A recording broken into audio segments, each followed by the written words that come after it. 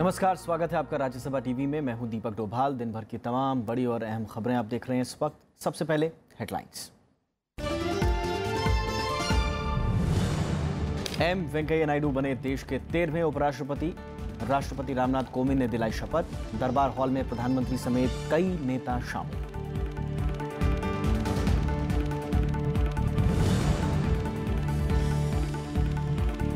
राज्यसभा में सभापति का अभिनंदन। एम वेंकैया नायडू का सभी के सहयोग से सदन संचालन का वादा। कहा, पक्ष विपक्ष मिलकर करेगा।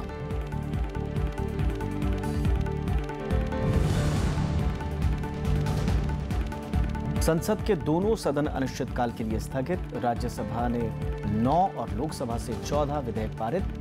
बेहतर कामकाज के लिए सरकार का विपक्ष को धन्यवाद।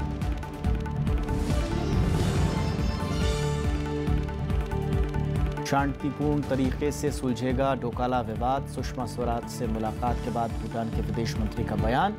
चीन के दावे को किया था खारिज।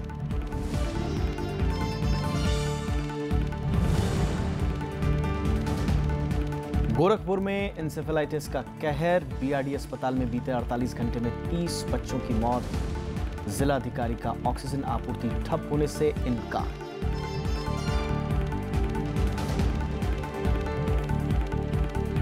सबसे पहले पहली खबर।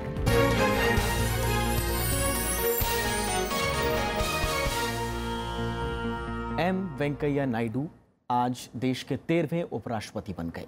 राष्ट्रपति रामनाथ कोविंद ने उन्हें उपराष्ट्रपति पद की शपथ दिलाई। इस मौके पर प्रधानमंत्री नरेंद्र मोदी समेत कई नेता और केंद्रीय मंत्री मौजूद थे।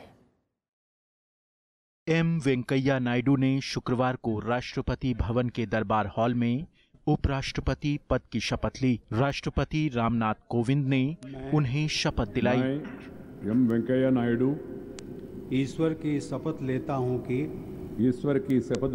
कि मैं विधि द्वारा स्थापित भारत के संविधान के प्रति सच्ची श्रद्धा और निष्ठा रखूंगा तथा जिस पद को मैं ग्रहण करने वाला हूं उसके कर्तव्यों का श्रद्धापूर्वक निर्वहन करूंगा। शपथ ग्रहण समारोह में पूर्व उपराष्ट्रपति मोहम्मद हामिद अंसारी, प्रधानमंत्री नरेंद्र मोदी, पूर्व प्रधानमंत्री मनमोहन सिंह, बीजेपी अध्यक्ष अमित शाह और वरिष्ठ नेता लालकृष्ण आडवाणी मौजूद थे। इसके अलावा राज्यसभा में विपक्ष के नेता गुलाम नबी आजाद, कई केंद्रीय मंत्री, विभिन्न राजनीतिक दलों के नेता भी समारोह में शामिल हुए। शपथ लेने से पहले एम वेंकैया नायडू राजघाट पहुंचे। उन्होंने महात्मा गांधी को श्रद्धांजलि अर्पित की।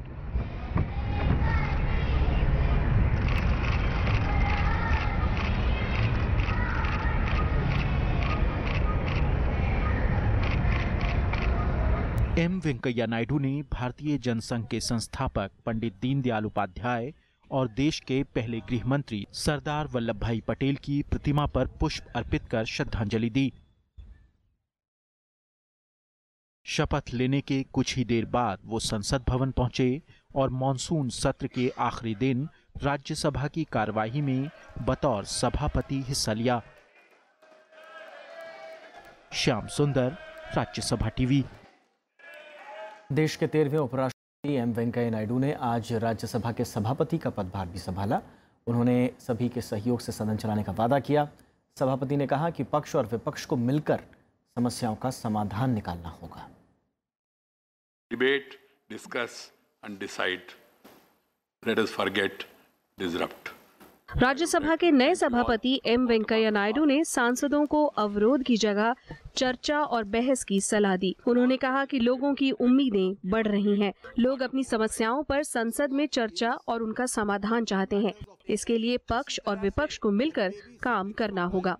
All that is needed is an attitude of give and take on the part of both sides. This is possible through strategizing for effective functioning of the House rather than for its disruption. This needs an enlightened approach on the part of all concerned. I always say, let the government propose, let the opposition oppose, let the House dispose. Either way. सभापति ने उपलब्ध समय का बेहतर उपयोग करने पर जोर दिया।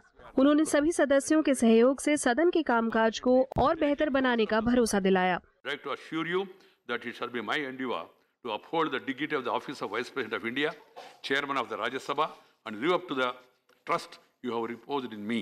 I am at your service and always open to your suggestions for improving the functioning of this august house as per your corrective wisdom. सभापति ने मीडिया को सनसनीखेज खबरों की जगह रचनात्मक बहस को जगह देने की सलाह दी।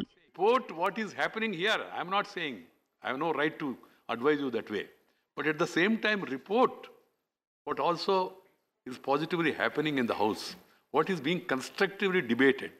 That is the duty, sacred duty of the media also. सभापति बनने से पहले एम वेंकैया नायडू राज्यसभा के 19 साल तक सदस्य रहे। उन्होंने कहा कि देश के विकास में संसद की अहम भूमिका है। कृति मिश्रा, राज्यसभा टीवी। और उपराष्ट्रपति एम वेंकैया नायडू का आगे का सफर कैसा रहेगा, किस तरह की चुनौतियां उनके सामने रहेंगी, इस पर ज़्यादा बातचीत करने के लिए हमारे साथ हैं वरिष्ठ पत्रकार नीरजा चौधरी। बहुत बहुत स्वागत है आपका मैम। आप किस तरह से देख रही हैं, आज उन्होंने पदभार ग्रहण कर लिया, लेकिन अब किस तरह की चुनौतियां उनके सामने होंगी? देखिए, अपनी चुनौतियों का तो उन्होंने अपने आप ही आज उनकी भाषण में उसकी तरफ ध्यान खींचा और जो अपील की, दो तीन चीज़ें कही उन्होंने। एक तो थी कि ऑपोजिशन को, विपक्षी पार्टियों को, कि आपको समय मिलेगा, समय मिलना चाहिए। विपक्ष की ये जो भूमिका है, जैसे कि उन्होंने एक लाइनर के लिए वो मशहूर है ना, कि ऑपोजिशन मस्ट हैव इट्स से एंड द गवर्नमेंट इट्स वे, क्योंकि हमारा मैंडेट है और गवर्नमेंट का जो बिजनेस है उसको ठप नहीं करना है, लेकिन ऑपोजिशन को भी अपनी बात रखने का पूरा टाइम, मौका मिलना चाहिए और मिलेगा। इस तरह से उन्होंने कहा। और कि संसद सुचारू रूप से चल सके, हल्ले गुल्ले में सब चीज़ें नहीं समाप्त हो, वेल में आना और इस तरह का जो है। और उसमें प्रणब मुखर्जी को उन्हें 2 बार कोट किया, डिस्कस, डिबेट एंड डिसाइड, जो प्रणब मुखर्जी पिछले महीनों में कई बार कह चुके हैं, संसद का जो रोल है। तो मुझे लगता है कि एक चुनौती जिस पे उन्होंने इतना विस्तार से कहा वो यही है कि संसद कैसे चले। आप जो मर्जी कहिए वहाँ, लेकिन ठप नहीं हो संसद हल्ले गुल्ले में, और बिल्स भी पास हों, डिबेट्स भी हों। और उससे उन्होंने रीच आउट किया विपक्षी पार्टियों की तरफ। दूसरी तरफ जो उनका इशारा था वो था कि जो गरीब तबका है, डिप्राइव तबका है, उनकी समस्याएं कैसे झलके संसद के अंदर और उन समस्याओं का फिर समाधान हो। और उन्होंने अपनी बिगिनिंग्स के बारे में भी कहा कि हम्बल किसान फैमिली से वो आते हैं और किस तरह से ये हमारे लोकतंत्र की उपलब्धि है कि उन जैसा शख्स भी ऊपर इतनी बड़ी पोजीशन को हासिल कर सकता है। इसका जिक्र ऑपोजिशन वालों ने भी किया, उनकी humble beginnings. Ghulam Nabi Azad, leader of opposition, जब उन्होंने वेलकम किया तो कहीं ना कहीं, और तालियां भी बजी जब कई बार ऐसे सेंटेंसेस आए, वाक्य आए दोनों तरफ से। और फिर उन्होंने हर वाइस प्रेसिडेंट जिसने प्रिजाइड किया है, हामिद अंसारी इंक्लूडेड, उससे पहले जो आए सबका जिक्र किया कि कैसे उनके दिखाए हुए कदमों पे वो चलने की कोशिश करेंगे। और मुझे लगा आज की स्पीच में एक बहुत ही मतलब इकट्ठा मिलके, कदम मिला के चलने की जो भावना थी वो सामने आई, और ये उनकी चुनौती भी होने वाली है। उन्होंने कहा भी कि नो सपोर्ट ऑफ डायनेस्टी, उन्होंने कहा कि अब मैं ऑल पार्टी मैन होने वाला हूँ। हाँ, ये बार बार वो कहते हैं, मैं अब ऑल पार्टी का हूँ, किसी पार्टी का नहीं हूँ जी। लेकिन चूंकि आप बहुत अरसे से राजनीति को न सिर्फ समझ रही हैं बल्कि एम वेंकैया नायडू के व्यक्तित्व को भी देख रही हैं, उनके लिए व्यक्तिगत तौर पर अब एक पार्टी के लिए, क्योंकि वो कहा जाता है कि स्कूल डेज से वो लोग वो बीजेपी से जुड़े रहे, उनकी शाखाओं से जुड़े रहे, अब जो उनका नया एकदम किरदार अब हम सबको दिखाई देगा, क्या उस किरदार में वो बखूबी कितना चुनौतीपूर्ण होगा व्यक्तिगत उनके लिए? देखिए, बहुत इंटरेस्टिंग चीज़ है। हाल में उन्होंने, हर साल वो मीडिया के लिए लंच देते हैं। अभी कुछ दिन पहले उन्होंने अपने घर में, जब शिफ्टिंग से पहले, लंच दिया था। तो मैं उनके किसी करीबी से पूछ रही थी कि क्या इनके लिए क्या सबसे मुश्किल होने वाला है। तो उन्होंने कहा उनके लिए सबसे मुश्किल चीज़ है पार्टी को छोड़ना। और ये नॉन पार्टी रोल अदा करना, क्योंकि इतने लंबे अरसे से वो पार्टी के साथ जुड़े रहे हैं कई भूमिकाओं में, तो अब एक नॉन पार्टी रूप के और वो भी इतनी कॉन्स्टिट्यूशनल पोजीशन में बैठना, तो मुझे लगता है उनको भी शायद इसका आभास है। और कहीं ना कहीं फेयर प्ले, ऑपोजिशन को रीच आउट करना, और उनकी जो चीज़ उनके फेवर में आ सकती है वो ये है कि इतने लंबे अरसे से अक्रॉस पार्टी लिंक्स हैं उनके। नंबर वन, सबको जानते हैं, पर्सनली जानते हैं। आज सीताराम येचुरी को खास, जो लोग रिटायर कर रहे हैं उनको खास नाम से लेके कॉम्प्लीमेंट किया। दूसरा, जो हाउस के रूल्स हैं, प्रोसीजर्स हैं, उनसे भी बहुत अच्छी तरह से वाकिफ हैं, तो नए नहीं है वो राज्यसभा की फंक्शनिंग के लिए। और तीसरा, एक पॉलिटिकल पब्लिक लाइफ में अनुभव है इतना लंबा, वो भी मुझे लगता है उसके बहुत मायना होता है कि किस तरह से आप क्राइसिस को डिफ्यूज़ करेंगे, किस तरह से सबको लेके चलेंगे। मतलब ये बार बार होता है, हमने देखा है पार्लियामेंट्री फंक्शनिंग के दौरान। तो मुझे लगता है कि अब देखिए आगे क्या क्या होता है, और कंट्री तो उनको विशेस हिम वेल जी। और सभी लोग ये उम्मीद जता रहे हैं कि इस नए किरदार में वो सबकी उम्मीदों पर खरा उतरेंगे, और जैसा कि उन्होंने आज दावा भी किया है, सबसे वादा भी किया है कि वो सबको साथ लेकर चलेंगे, हम भी यही उम्मीद कर रहे हैं। बहरहाल बहुत बहुत शुक्रिया वक्त निकालने के लिए। शुक्रिया। तो ये थी, एक छोटा सा ब्रेक ले लेते हैं, ब्रेक के उस पार हम कुछ और खबरों पर बात करेंगे।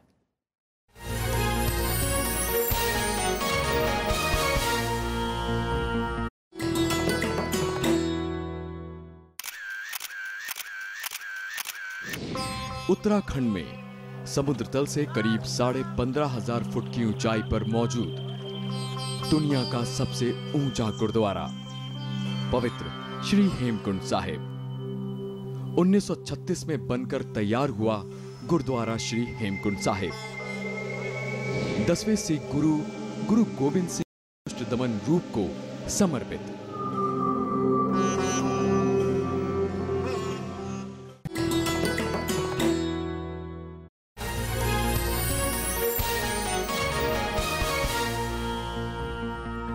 और नए उपराष्ट्रपति बनने के बाद एम वेंकैया नायडू आज राज्यसभा भी पहुंचे। सभापति के तौर पर पहले दिन सदन में उनका अभिनंदन किया गया। प्रधानमंत्री समेत तमाम सांसदों ने भरोसा जताया कि एम वेंकैया नायडू के लंबे राजनीतिक अनुभव से सदन को लाभ मिलेगा। राज्यसभा में नए सभापति एम वेंकैया नायडू का अभिनंदन किया गया। इस मौके पर प्रधानमंत्री नरेंद्र मोदी ने उन्हें जमीन से जुड़ा नेता बताया। प्रधानमंत्री ने भरोसा जताया कि उनकी अगुवाई में सदन की गरिमा नई ऊंचाइयों पर पहुंचेगी। कि भले ही हमारे बीच से इतना लंबा समय तक राज्यसभा के सदस्य रह करके हर बारीकी से निकले हुए एक पके पकाए व्यक्ति उपराष्ट्रपति पद और इस सभागृह के सभापति के रूप में जब हम लोगों का मार्गदर्शन करेंगे, हमें दिशा देंगे, इसकी गरिमा को और ऊपर उठाने में उनका योगदान बहुत बड़ा होगा। उपसभापति पीजे कुरियन, नेता सदन अरुण जेटली और नेता विपक्ष गुलाम नबी आजाद ने भी नए सभापति का स्वागत किया। Under your leadership the house will function smoothly and giving justice to both sides. Close to 5 decades of a grassroots level political worker who literally has climbed every step of the political ladder. And he has worked his way and worked hard to reach this position. हमारी house की जो जिम्मेदारी है, मैं समझता हूं कि double है। उस हाउस की जिम्मेदारी पब्लिक की है, हमारी जिम्मेदारी पब्लिक की भी है, और जो स्टेटों में लेजिस्लेचर्स हैं उनकी जिम्मेदारी है। तो इसलिए इसका जो इम्पोर्टेंस है उसको किसी तरह से कम नहीं होना चाहिए। बाकी दलों के सांसदों ने भी नए सभापति का स्वागत किया। सभी ने उम्मीद जताई कि उनके राजनीतिक अनुभव का फायदा सदन को मिलेगा। लोकतंत्र का ही कमाल है कि आम व्यक्ति भी मामूली घर में पैदा होने वाला व्यक्ति भी बड़े से बड़े पद पर पहुंच सकता है। It's got an ability to connect with each and every region of India. As far as Tamil Nadu is concerned, we feel that He is hailing from Tamil Nadu. The acronym is for NAIDU. N-A-I-D-U. Now, A all, I India, D dearest. So it's now all India's dearest umpire. Thank you, sir. एक दूसरे के खिलाफ इतने बोलते हो तो वेंकैया नायडू जी, आप तो जानते हैं उनकी सेंस ऑफ ह्यूमर जो है, तो उसने पत्रकार से यही कहा कि मैं क्या करूं, अगर मैं ट्रेन में चढ़ गया और कंपार्टमेंट में सीताराम को देखूं तो क्या मैं उतर जाऊं? अपने पार्टी की ओर से सदन के संचालन में हम लोग आपके हर संभव सहयोग करेंगे. Started as a grassroots worker in a village, transcended your path, and have come to this high constitutional authority position. मेरी रिक्वेस्ट है कि हमारी जो संसद में हमारी बहनें यहाँ हैं, जो एमपीज़ हैं, लेडीज़ हैं, उनको प्रायोरिटी नंबर 1 दे दी जाए बोलने में, ताकि हमारे जो देश में जो मसाइल है हमारी बेटियों के, हमारे महिलाओं के, वो उजागर करने में उनका अहम रोल रहेगा. हम सब आपके छात्र हैं, लेकिन आपको विश्वास देना चाहता हूँ, ये छात्र अच्छे हैं, आपका बहुत सम्मान करते हैं, आपका ब्लड प्रेशर हम नहीं बढ़ने देंगे. అభివృద్ధికి ఆంధ్రప్రదేశ్ అభివృద్ధికి నేను ఎప్పుడూ తోడుగానే ఉంటానన్నారు. చాలా సంతోషం సార్. उपराष्ट्रपति बनने के बाद एम वेंकैया नायडू ने मॉनसून सत्र के आखिरी दिन सभापति के तौर पर सदन का संचालन किया. कृति मिश्रा, राज्यसभा टीवी. और आइए एक नजर डालते हैं उपराष्ट्रपति एम वेंकैया नायडू के अब तक के सफर पर. दिग्गज नेता मुप्पवरप्पू वेंकैया नायडू का जन्म 1 जुलाई 1949 को आंध्र प्रदेश के नेल्लोर जिले में चावटपलेम गांव के एक किसान परिवार में हुआ. मेधावी छात्र रहे वेंकैया नायडू ने नेल्लोर के वीआर कॉलेज से ग्रेजुएशन के बाद आंध्र विश्वविद्यालय से कानून की डिग्री हासिल की. कॉलेज के दिनों से ही राजनीति में सक्रिय वेंकैया नायडू 1973 में आंध्र विश्वविद्यालय छात्र संघ के अध्यक्ष बने और ओजस्वी वक्ता के रूप में जय आंध्र आंदोलन के वक्त सुर्खियों में आए. उन्होंने आपातकाल के दौरान जेपी आंदोलन में सक्रिय भूमिका निभाई और 1977 से 1980 तक आंध्र प्रदेश में जनता पार्टी की युवा इकाई के अध्यक्ष रहे. वेंकैया नायडू 1978 से 1985 तक 2 बार उदयगिरी सीट से विधायक चुने गए. 1980 से 1985 के बीच उन्होंने आंध्र प्रदेश बीजेपी विधायक दल के नेता की भी जिम्मेदारी निभाई. 1985 में प्रदेश में पार्टी महासचिव बनाए जाने के बाद 1988 में वो आंध्र प्रदेश बीजेपी के अध्यक्ष बने. संगठन में पकड़ के चलते 1993 में उन्हें पार्टी का राष्ट्रीय महासचिव बनाया गया. नेतृत्व क्षमता और राजनीतिक कौशल के धनी वेंकैया नायडू ने बीजेपी संसदीय बोर्ड और केंद्रीय चुनाव समिति के सचिव के अलावा राष्ट्रीय प्रवक्ता की भूमिका भी बखूबी निभाई. अप्रैल 1998 में वो पहली बार राज्यसभा के लिए चुने गए. अटल बिहारी वाजपेयी सरकार में वेंकैया नायडू सन 2000 से 2002 के बीच केंद्रीय ग्रामीण विकास मंत्री बनाए गए. इस दौरान उन्होंने प्रधानमंत्री ग्राम सड़क जैसी लोकप्रिय योजनाओं के जरिए ग्रामीण भारत की तस्वीर बदलने में उल्लेखनीय भूमिका निभाई. जुलाई 2002 से अक्टूबर 2004 तक बीजेपी अध्यक्ष के रूप में वेंकैया नायडू ने सरकार के काम संगठन के जरिए बेहतरीन तरीके से जनता तक पहुंचाए. वेंकैया नायडू 2004 और 2010 में एक बार फिर कर्नाटक से उच्च सदन के लिए चुने गए. वो राज्यसभा के लिए चौथी बार पिछले बरस मई में राजस्थान से निर्वाचित हुए. मई 2014 में प्रधानमंत्री नरेंद्र मोदी की सरकार बनने पर उन्हें संसदीय कार्य के अलावा शहरी विकास मंत्रालय मिला. उपराष्ट्रपति पद के लिए एनडीए का उम्मीदवार चुने जाने से पहले तक वो शहरी विकास के साथ सूचना और प्रसारण मंत्रालय की अहम जिम्मेदारी संभाल रहे थे. Bureau report, Rajya Sabha TV. संसद के दोनों सदनों की कार्यवाही आज अनिश्चितकाल के लिए स्थगित हो गई. आखिरी दिन दोनों सदनों में कामकाज का ब्यौरा दिया गया. दोनों सदनों ने 23 विधेयकों को मंजूर किया. सरकार ने सहयोग के लिए विपक्ष का आभार जताया है. राज्यसभा के सभापति एम वेंकैया नायडू ने 243वें सत्र के आखिरी दिन कामकाज का ब्यौरा दिया. सदन ने 9 विधेयक पारित किए या फिर चर्चा कर लोकसभा को लौटाया. शून्यकाल में लोक महत्व के 77 मामले उठे. 285 तारांकित और 3040 अतारांकित प्रश्नों के उत्तर दिए गए. 13 गैर सरकारी विधेयक पेश हुए. विशेष उल्लेख में 87 मुद्दे उठे. संसदीय समितियों की 113 रिपोर्ट पेश की गई।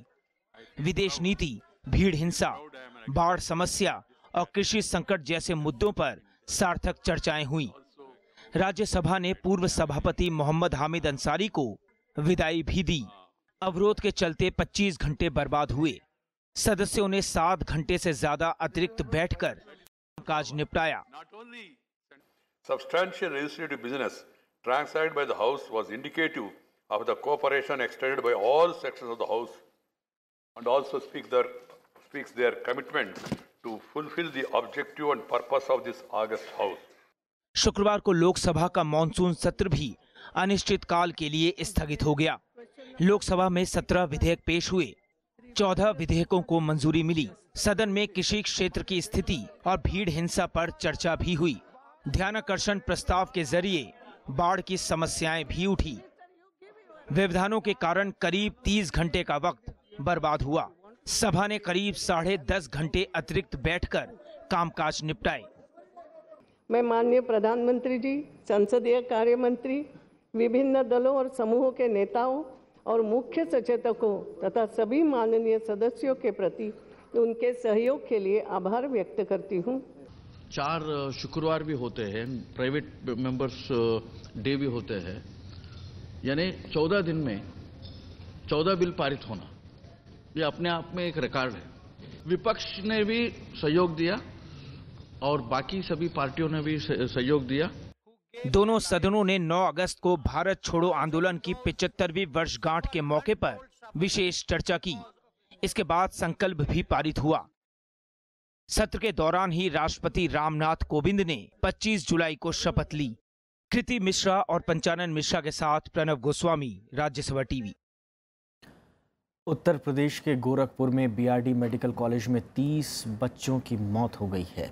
गोरखपुर जिलाधिकारी राजीव रौतेला के मुताबिक पिछले 48 घंटों में इंसेफेलाइटिस और दूसरी बीमारियों से 30 बच्चों की जानें गई हैं। जिलाधिकारी ने उन खबरों का खंडन किया जिसमें ऑक्सीजन सप्लाई करने वाली फर्म पर बकाया भुगतान नहीं होने पर ऑक्सीजन की आपूर्ति ठप होने का आरोप है। उन्होंने कहा कि अस्पताल प्रशासन ने ऑक्सीजन की कमी से इनकार किया है। साथ ही इस मामले की मजिस्ट्रेट से जांच कराने का ऐलान भी किया। परसों रात 12 बजे से लेकर अभी तक कुल 30 मोर्टेलिटी वहां पर। इसके लिए उन्होंने कैटेगोरिकली मेडिकल कॉलेज के डॉक्टर्स ने मना किया है कि ऑक्सीजन की लैक ऑफ सप्लाई की वजह से इनमें से कोई डेथ नहीं हुई। एक मिनिस्ट्री जांच कराएंगे। 24 घंटे में जो बेसिक फैक्ट्स हैं वो हम ये अपेक्षा करेंगे कि 24 घंटे में कल शाम तक हमारे सामने लाएं कि क्यों ये किस तरह से पेमेंट्स नहीं हो पाए, किस तरह से सप्लाई डिसरप्ट हुई। दिल्ली में आज 16 विपक्षी दलों की बैठक हुई। इसकी अगुवाई कांग्रेस अध्यक्ष सोनिया गांधी ने की। बैठक में कई मुद्दों पर केंद्र सरकार को घेरने की रणनीति पर चर्चा हुई। जेडीयू सांसद अली अनवर बैठक में शिरकत करने पहुंचे, वहीं एनसीपी के नेता बैठक में नहीं पहुंचे। बैठक में एक समूह बनाने पर फैसला हुआ जो साझा रणनीति तय करेगा। वो ग्रुप सभी नेताओं से, सभी दलों के नेताओं से कोऑर्डिनेट करेगा, उनसे चर्चा करेगा और किस तरह के कार्यक्रम इंटरसेशन में हमको देश भर में लेने होंगे वो प्रोग्राम बनाएगा। जम्मू कश्मीर की मुख्यमंत्री महबूबा मुफ्ती ने आज दिल्ली में प्रधानमंत्री नरेंद्र मोदी से मुलाकात की। इस दौरान उन्होंने प्रधानमंत्री के सामने अनुच्छेद 35A का मसला उठाया। महबूबा मुफ्ती का कहना है कि अनुच्छेद 35A से छेड़छाड़ नहीं होनी चाहिए। उनके मुताबिक राज्य के लोग इससे जज्बाती तौर पर जुड़े हुए हैं। महबूबा मुफ्ती के मुताबिक इस मसले पर प्रधानमंत्री का रुख सकारात्मक था। 1954 में एक आदेश के जरिए इस अनुच्छेद को संविधान में जोड़ा गया था। इसके जरिए जम्मू कश्मीर को विशेषाधिकार हासिल है। ये 35A को लेके डिस्कशन होना, बाकी होना, इससे जम्मू कश्मीर के हालात पे मनफी असर पड़ता है जो नहीं होना चाहिए। तो मैंने प्राइम मिनिस्टर से मेरी बात हुई कि हम बहुत मुश्किल हालात में जम्मू कश्मीर में स्थिति धीरे धीरे सामान्य हो रही है और जम्मू कश्मीर के लोगों का जो उनको लगता है हमारा वजूद, हमारी पहचान, हमारा अस्तित्व खतरे में पड़ने जा रहा है। तो ये मैसेज जाना चाहिए कि ऐसी कोई बात नहीं है। प्राइम मिनिस्टर का जो रिस्पॉन्स था वो बहुत पॉजिटिव था। बिहार के मुख्यमंत्री नीतीश कुमार ने आज प्रधानमंत्री नरेंद्र मोदी से मुलाकात की। बिहार में बीजेपी से गठबंधन के बाद उनकी दिल्ली की ये पहली यात्रा थी। नीतीश ने कहा कि अगस्त के आखिर में उनके प्रधानमंत्री से फिर से मुलाकात होगी। इसमें बिहार में विकास की ज़रूरतों पर चर्चा होगी। नीतीश ने बाद में बीजेपी अध्यक्ष अमित शाह से भी मुलाकात की। पार्टी नेता शरद यादव की नाराज़गी पर नीतीश ने कहा कि वो अलग रास्ता चुनने के लिए स्वतंत्र हैं। जो कुछ भी निर्णय हमने लिया है कोई अपनी मर्जी से नहीं लिया है, पूरी पार्टी की सहमति से लिया है और इस बात का हम उल्लेख कर चुके हैं। इसके बाद अगर वे कोई अपनी राय रखते हैं तो राय रखने के लिए स्वतंत्र हैं। राम जन्मभूमि बाबरी मस्जिद भूमि विवाद मामले में आज सुप्रीम कोर्ट में सुनवाई हुई। सुन्नी वक्फ बोर्ड ने सुप्रीम कोर्ट से दस्तावेज़ों के अनुवाद के लिए कुछ वक्त मांगा था। वक्फ बोर्ड ने कहा था कि कई दस्तावेज़ जो दूसरी भाषाओं में हैं उनका अनुवाद नहीं हो पाया है। इसके बाद कोर्ट ने सुनवाई 5 दिसंबर तक के लिए टाल दी। सुनवाई के दौरान सुप्रीम कोर्ट ने शिया वक्फ बोर्ड की याचिका पर कहा कि वो पहले तीनों मुख्य पक्षों की दलील सुनेगा। कुछ दिन पहले ही शिया वक्फ बोर्ड ने सुप्रीम कोर्ट में हलफनामा दायर कर खुद को पक्ष बनाने की अपील की थी। साथ ही दावा किया था कि बाबरी ढांचा उसकी संपत्ति थी। भूटान के डोकाला विवाद के शांतिपूर्ण समाधान की उम्मीद जताई गई है। काठमांडू में आज विदेश मंत्री सुषमा स्वराज ने भूटान के विदेश मंत्री दामचो दोरजी से मुलाकात की और चीन के साथ डोकाला विवाद पर चर्चा की। चीन के डोकाला विवाद के बीच काठमांडू में विदेश मंत्री सुषमा स्वराज ने भूटान के विदेश मंत्री दामचो दोरजी से मुलाकात की। दोनों नेताओं के बीच द्विपक्षीय मुद्दों के अलावा डोकाला विवाद पर भी बातचीत हुई। बैठक के बाद भूटान के विदेश मंत्री ने कहा कि डोकाला विवाद का शांतिपूर्ण तरीके से हल निकाला जाएगा।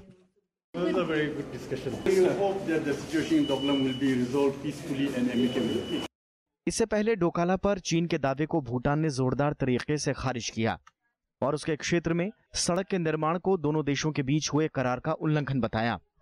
करीब 7 हफ्ते से डोकाला में भारत और चीन के बीच तनाव बना हुआ है। 2 दिन के बिम्स्टेक सम्मेलन में हिस्सा लेने काठमांडू पहुंची विदेश मंत्री सुषमा स्वराज ने श्रीलंका के विदेश राज्य मंत्री वसंता सेनानायक से भी मुलाकात की। गुरुवार को उन्होंने नेपाल के राष्ट्रपति विद्यादेवी भंडारी और प्रधानमंत्री शेर बहादुर देउबा से मुलाकात की थी। इस दौरान उन्होंने आधारभूत ढांचे और ऊर्जा समेत द्विपक्षीय सहयोग बढ़ाने पर चर्चा की। अखिलेश सुमन, राज्यसभा टीवी। बिम्स्टेक सम्मेलन में भारत ने कहा कि शांति और सुरक्षा विकास के लिए बेहद ज़रूरी है। विदेश मंत्री सुषमा स्वराज ने कहा कि बिम्स्टेक ने आतंकवाद, उग्रवाद और अंतर्देशीय अपराधों के संकट का सामना करने की सामूहिक रणनीति तैयार की है। उन्होंने कहा कि भारत की नेबरहुड फर्स्ट और एक्ट ईस्ट विदेश नीति के लिहाज से बिम्स्टेक प्राकृतिक पसंद है। विदेश मंत्री ने कहा कि सामूहिक एकजुटता ने बिम्स्टेक को नया आयाम दिया है। काठमांडू में 2 दिन चले बिम्स्टेक विदेश मंत्रियों के सम्मेलन में एक एक्शन एजेंडा पर भी सहमति बनी। इसके तहत सदस्य देशों के बीच बेहतर संपर्क, व्यापार, संसाधनों के टिकाऊ इस्तेमाल और लोगों के बीच आपसी मेलजोल बढ़ाने पर जोर दिया गया। इसी के साथ इस बुलेटिन में इतना ही। इजाज़त दीजिए।